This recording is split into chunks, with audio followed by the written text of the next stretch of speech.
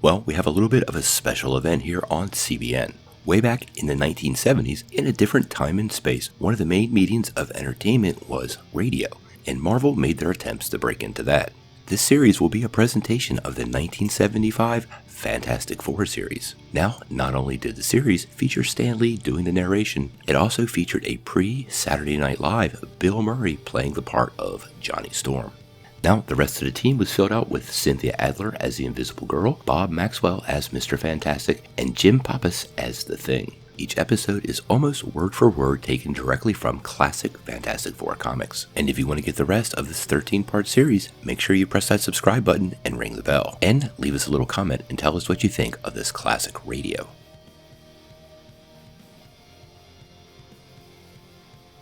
Attention, all true believers. Marvel Comics is on the air. Out of the pages of the world's greatest comic magazine come the adventures of the Fantastic Four. This week, our superheroes travel more than 200,000 miles from Earth in an attempt to preserve the political integrity of the moon as the Fantastic Four face the menace of the Red Ghost. Also, later in this spellbinding tale, we'll meet the most dramatic being of all time, the mysterious Watcher. Stan and the fantastic cast will be with us in just half a moment. Thank you. Our trip to the moon began many years ago when man first longed to touch the lunar surface. For the Fantastic Four, it's really just about to start. It's twilight now in New York. At the Baxter Building headquarters of the world's greatest superheroes, all is quiet until... That came from Reed's lab. I'll meet you there. Flame on! You big show-off. Boy, look at this lab. Hey, Reed, where are you? What a mess. Looks like a bomb went off here. And no sign of Reed. You stay back. I'll clear some of this away. Hey, Reed, where are you, guy? Now stop trying to worry his hand, you blasted rubber band. Come on, speak up. Maybe I can spot him by flying over the debris. Reed! Hey, Reed, where are you? I'm okay, little buddy. Here. The fumes in here could extinguish your plane. Huh? What? There you go. Out of danger now. What are you trying to do, blow up the joint? No, old friend, I was experimenting with a new type of energy for rocket propulsion. It was just more powerful than I had thought. Oh, Reed, I was afraid we were under some kind of attack. I was hoping I was going to get another crack at Dr. Doom. Look, the floor, it's still glowing. Yeah, you're liable to get a hot foot. Oh, quit clowning, Ben. I believe I've found a new booster fuel. What's it made out of, Reed? It's composed of substances found in meteorite craters. You see, many years ago, a meteorite fell in Siberia, flattening 100 square miles of forest. I suspect that the Russians have developed their powerful rocket thrust by using energy from that source. I've been extensively studying some meteorites that have fallen in our country. And then, last week, I was right. There is limitless energy contained within these rocks from outer space. And now I've found a way to harness that energy. All I need to do is expose this meteorite bar to the correct amount of radiation, and it will furnish the power necessary to send a huge rocket to the moon. Oh, Reed, with all the excitement, I almost forgot to give you this message that came in over the teletype just before the explosion. Well, this is interesting. What is it, Chief? Yeah, let us in on it. It's from General Thunderbolt Ross. The guy from the Joint Chiefs of Staff? Yes, the chap that got us back working on Dr. Doom. He says that the CIA has confirmed some earlier information regarding Igor Kragoff. What information? Who's Igor Kragoff? I first heard about him 3 weeks ago when General Ross told me... His name is Igor Kragoff, and he's developed a new energy source that will permit him to travel to and from the moon with almost no fuel cost. We're told that he intends to lay claim to the moon and take command over the Earth from there. We know that he's completely crazy and that most of this information is probably incorrect, but it does come from reliable sources.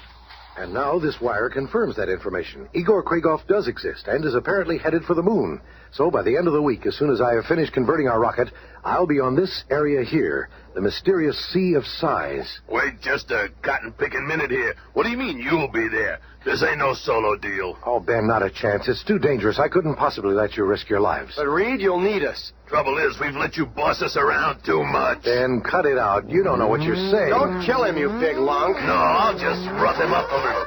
Put some sense into his stretched out little mind. And let go. Okay, Ben, okay, you're dead right. We are a team, and we all have our own special talents. We'll all be needed. And at that same moment, on the other side of the globe, another strange experiment is in progress. That's right.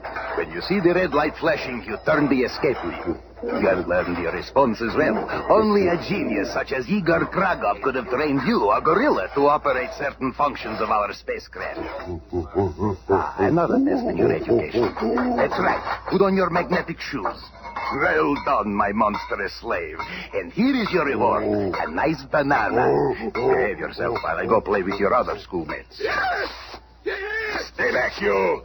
No food yet. It's important that you stay vicious. And finally you, the most brainless beast of all. But then, you don't need brains for your work. Here is your reward. You are the only orangutan in the world that can actually use tools and repair machines at my command. At last my crew of apes is ready, and now we shall go to the moon and claim it for my own to start my empire. And, as fate would have it, at the exact moment in two different hemispheres, a similar launching is about to take place. Is everybody strapped in? Get settled, everyone. Remember the high gravitational pull just after blastoff. 15 seconds and counting. The weather station at Cape Cod says there are some high winds about 20,000 feet up. Now then, everyone safely strapped and comfy? Comrade Gorilla, watch for the green flashing light, and then you'll know to switch the firing mechanism to activate. 4, 3, 2, 1. Blast off. The flashing green light. The great moment is at hand. But Igor Kragov's present mission is more than just reaching the moon. Kragov has studied the history of the Fantastic Four. If the Fantastic Four were able to get their powers by being bombarded by the cosmic rays, then my apes and I shall have greater power still. In our transparent plastic nose cone, we shall have no shielding from the cosmic rays. Whatever dosage the Fantastic Four received, ours shall be even greater. I, Kragov, shall be Lord of the solar system. And now it begins. I can feel the rays passing through me. And even the apes, they can feel the change. Meanwhile, in their own ship, the Fantastic Four are safely guarded from the mysterious rays. Look! This new guidance system is much smoother, Doc. If there's anything you'd like me to... I can see another craft on the scope. Looks like it's headed on the same course as us. Could I be seeing it out this port here, Johnny? Sure could, sis. Where, Sue? Just over there. It must be Kragov. Good. This will give me a chance to test that new atmospheric chamber you designed for me, Reed. You want to go out there? Sure. This job keeps an artificial atmosphere around me. It'll be a gas suit. And a few minutes later... Holy smokes! Kragov's ship is transparent, and it doesn't have any shielding from the cosmic rays. And there's no one aboard except, that must be Kragov, and some apes. Now that we have passed through the cosmic rays, we shall see what miraculous powers we have.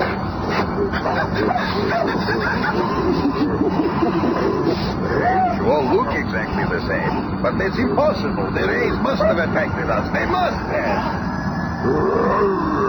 Suddenly, the massive gorilla notices the Human Torch's fiery figure through the transparent hull of the ship. What is it? Why are you gaping that way? Then, almost without effort, the lumbering anthropod seizes and lifts a 5-ton generator. You have changed. You are 100 times stronger than before. But stay back. Stay back. This gun will give you a taste. But the gun's changing shape. The baboon. The baboon can change its shape. This is more than I had ever dreamed. There is someone out there. That must be what startled the gorilla before. This is somehow the orangutan emitting a magnetic field. The instruments are going crazy. The orangutan, by simply pointing at Johnny Storm, repels him in the same way that two similarly magnetized poles repel each other. Where's the hooker? I've got to get back and warn the others. Kragov and his apes are more of a menace than we thought. You got back just in time, Johnny. The oxygen in that atmospheric chamber doesn't last forever. Some astronaut. You don't even know when to come in out of the... Was short-sighted by what I saw. I didn't notice my air supply. But listen to this. Several hours later, the Fantastic Four's great craft is slowly descending to the moon's surface. You're right on target, Van. That new meteorite energy pile works great. The ship's skin probes indicate an atmosphere on the surface. Well, that's impossible. I can see what looks like the ruins of an ancient city. So man isn't the first on the moon. And not far away, another alien craft is landing. With our new powers greater than the Fantastic Four, we shall rule the entire solar system. The air here is very pure, Reed. We won't need our masks. How is this atmosphere possible? With this lighter gravity, I can really fly. Flame on! This is going to be great. I wonder where that other guy, Craigoff, is. I'm going to scout around for him for a while. I never thought I'd actually be on the moon. Hey, Reed. Sis. There's some kind of ultra-modern house over here. Someone must be living in here. Come on, Sue. Let's have a look. This low gravity and your ability to stretch sure makes us move. It's only wow, the moon. Look at the Earth up there. Get in these rocks, huh? Oh, look at that one go. What? That rock turned into a baboon. And there's two more. They must be what the torch saw. Let go, blast you. Take your hairy mitts off of me. Not my pants. Leave that grotesque thing to me. What? You have seen but a fraction of our power. Now you will be defeated as never before. Prepare to meet the Red Ghost. Ghost most. Who do you think you're kidding? One quick shot ought to set you straight. Ah! Where'd you go? Now you know. I can make my body invisible like your sudden storm, but also intangible like a ghost. So what? With my mental powers, I can will any part of my body to become solid instantly. Solid enough to pick up this stone and... Put down your weapon. The Thing, the Red Ghost, and the three Super Apes stand in shocked amazement before the one who appears to have come from nowhere. Cease this useless conflict. The Watcher will not permit it. The three apes are captured in individual globules of shimmering synthomatter, and then the strange, rich voice is heard again. Hear my words, you of Earth. I come from a world so far from here that you do not even suspect its existence. My people roam the entire universe, watching, observing other worlds. But during our eons of watching, we have never once interfered. Never have we made our presence known. Until now. Now, I have broken our Watcher's silence of centuries to save you from your savagery. You think you can stop Kragov's quest? Shut up and let him finish. Sooner or later, your nations may engage in a war which will devastate your entire planet. That is not of my concern. But you have brought this moon into the conflict. This moon is my home, and I will not tolerate warring peoples here. Instead, you and only you will fight it out, here and now. I have spoken. He's fading away. Well, Mac, if we're gonna settle this, there's no time like now. Fool! You cannot even touch me. I shall defeat you all! But at just that instant, unaware of what has transpired over the short horizon, Mr. Fantastic, searching for Ben Grimm, stretches out and... I found him, Sue. I'll signal Johnny. Wait a second. Hey, There you are. We've been looking all over for you. We found this strange house that we want to show you. So, you found him, eh? Finding me ain't nothing. Wait till the Watcher finds you. The Watcher? What do you mean? I'll try to explain, but it ain't gonna be easy. Well, here's the place. You've met the man that made this house? This house is okay, but the Watcher himself can do anything. He wants us to duke it out with Craigoff and let the winner determine the future of the moon. Who is this Watcher? Look, that must be him inside. And slowly the Watcher becomes visible to all the Fantastic Four. He stands in his great transparent chamber, the Watcher. With his vast powers, he's able to manipulate the very fabric of space and time. I shall bring both warring factions together in a vast, secluded combat area here upon the moon. As soon as the thought has passed through the Watcher's mind, the Fantastic Four find themselves swept upward in a floating, spinning whirlpool of sheer energy, bringing them to a wide chasm in the moon's sea of storms, the site for the most crucial battle of their career. What an amazing place. A civilization hundreds of years advanced from ours must have lived here hundreds of years ago. That ancient city you saw through the port as we were landing. Well, don't go souvenir hunting. The Watcher must have put Kragoff and his apes here, too. I hope so. If that guy wants a fight, I figure we're just the ones to give it to him. This is all wrong. We shouldn't battle Kragoff. Why can't we all explore space together as one brotherhood of Earthmen? That's real noble, Stretcho, but Kragoff ain't buying it. He thinks him and those apes can lick us and claim the moon for God knows what. Hold on, Rockman. Nobody is strong enough to defeat the Fantastic Four. That horrible man and those dreadful beasts, probably watching us at this very minute, waiting to strike. Right you are, female. And the first to move shall be the first to experience my freeze gun. See, it covers its target with a gas which turns to ice. Look out, Johnny. If it gets you, you'll... Gallant gesture, but you are sacrificed. And I seize the girl. He's got Sue. Come on, Matchstick. We're always looking for action. A couple of fireballs ought to warm things up. But the Torch meets his first setback when the super baboon becomes a sheet of thick asbestos, smothering Johnny's flame. The thing rushes to Johnny's aid, and the Red Ghost barks out in other order. A ton of fighting fury in the form of a maddened gorilla springs on the thing.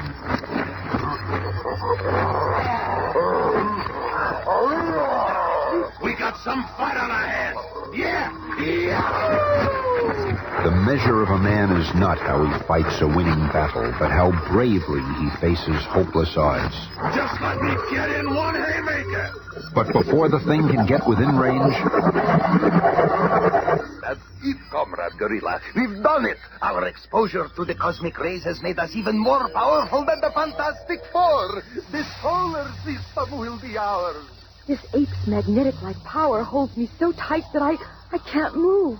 Bring her to this strangely powered car I found. Your 8 playmates will be along soon, and we shall all be gone before the others can recover. Seconds later, using a vehicle designed by an unknown race, the Red Ghost, along with his super apes and Sue Storm, is speeding through an underground tunnel. While on the surface... Hey, what happened to you, thing? I got mugged by a gorilla. Now skip the dumb questions and try thawing out Mr. Useless over there. And a few minutes later... Oh, that's better. Thanks, fellas. I would have died from exposure soon. Kragoff and his apes made off with Sue, Reed. What's our next move? Brother, there's another brilliant question. Well, they're at least as strong as we. When we find them again, we'll outthink them. If that means we gotta use our brains, then we better leave this squirt behind. Go suck on a rock, you big ox. There's no time for bickering, you two. We've got lots of work ahead of us. Here's my plan. And under the guidance of Mr. Fantastic, the Torch and the Thing create another vehicle, one capable of following their quarry into the dark subterranean labyrinth. At last, it is finished. Good work, fellows. It's crude, but it'll do the job. Are you kidding? How are we gonna power this tin can? We've got a ready-made motor. Torch, jump inside the cylinder and proceed with our plan. Okay, Doc. What's the story here? You'll see. Flame on. You mean he's turned you into a human jet engine? Right on, pal. Reed's gonna follow on foot. Perhaps in all these scientific devices left by that ancient civilization, I can create a weapon that will defeat the Red Ghost. Meanwhile, less than a mile away, a mile almost straight down. So you see, Susan Storm, you cannot escape from this chamber. And this force field can keep my super apes from those packages of food. The hungrier they are, the more they seem to obey. Gloat for now, but when Reed, Johnny, and Ben find you, you're gonna get yours. Find me? I want them to find me. In fact, it's time for me to go lure them here. This locked door will keep you a prisoner, but nothing stands in the way of the Red Ghost. I must find a way to terminate his force field and free the 8. There must be a control somewhere. Wait, there it is. Now I've broken the circuit. The 8s will be free. Just my hope. The 8s are much too interested in the food to even notice me. At the same time, unaware of what has happened in his absence... Here he is, Johnny. He just came out of the wall. They see me. Gotcha. My plan is working perfectly. Now to go back through this wall. The target will undoubtedly burn through this stone to get me. And as soon as he appears, this ancient disintegrator ray will take care of them forever. Now I'll just aim it over there. Oblivious to the deadly danger awaiting him, the Human Torch melts through the rock, heading for the Red Ghost. Johnny, wait. Sis, You safe? Yeah, but a deadly ray gun of some sort is aimed right in your path. it's not affecting you. I guess it doesn't affect anything below the visible light spectrum. Well, whatever it is, I'll make sure it doesn't menace anyone again. You blasted rat! You've escaped my trap, but I'll get you yet! It's Kragoff! There you are, Mr. Untouchable. Let's see if heating the molecules in the air itself can make it too warm for you. Escape is such a simple matter. Now I'll move my base of operations to the surface. There it is, the headquarters of the Watcher. What a fantastic storehouse of scientific marvels it must be. The whole universe will be mine. There is no one to stop me, for a man who cannot be touched cannot be stopped. But as the Red Ghost looks around him, he finds the strange interior of the Watcher's domicile. Beyond human understanding, it's so advanced. I never dreamed of such wonders. Foolish Earthling! That voice. And with the voice, an enormous image appears before him. You have dared disturb the privacy of the Watcher? In but a microsecond, I can transport you to a place in limbo where you will remain for all eternity. Or by expending the merest amount of energy, I could throw you 1,000,000 years into the past or the future. But you, helpless human, I shall merely brush you off my presence as one would a meddlesome flea. Be gone! There he is. Out of nowhere. Let him have it, Reed. Hey, that gizmo works great. You stopped the Red Ghost dead in his tracks. This paralysis ray operates only on Kragoff's individual body structure. If we've beaten him, then we've won. Look, at the edge of that crater. It's him, again. The contest is over. You have triumphed. Now that mankind has reached the moon, I must go to a more distant part of the galaxy to observe you mortals. We Watchers must be ever apart from other races. I shall be departing soon, and when others of your kind return here, they will find no atmosphere. This artificial environment will evaporate without my presence. Remember this. No matter how far you travel in this limitless universe, you will never be alone. And now, farewell. Space is your heritage. See that you prove worthy of such a glorious gift. As the awesome figure of the Watcher dissolves, our heroes prepare for the long journey home. Red River hoses. Naked grapes. Well, I'll be glad to get back home, Reed. Yes, that National Space Agency will be interested in this meteorite energy source. And I'm sure that when you speak to the UN, they'll see to it that the moon isn't dominated by one nation. We're just about ready over here. The countdown is 8, 7, 6, 5, And when the 4, Watcher's atmosphere 3, evaporates, 2, goodbye, Kragoff and 1. company. Blast off. But, unknown to the weary Fantastic Four, they're heading into a still more amazing adventure, for they are about to again cross paths with two of their most dangerous foes. But that's a tale for another time. Be here again on Monday at this same time when the Fantastic Four return from the moon only to face the mighty Submariner and the sinister Puppet Master.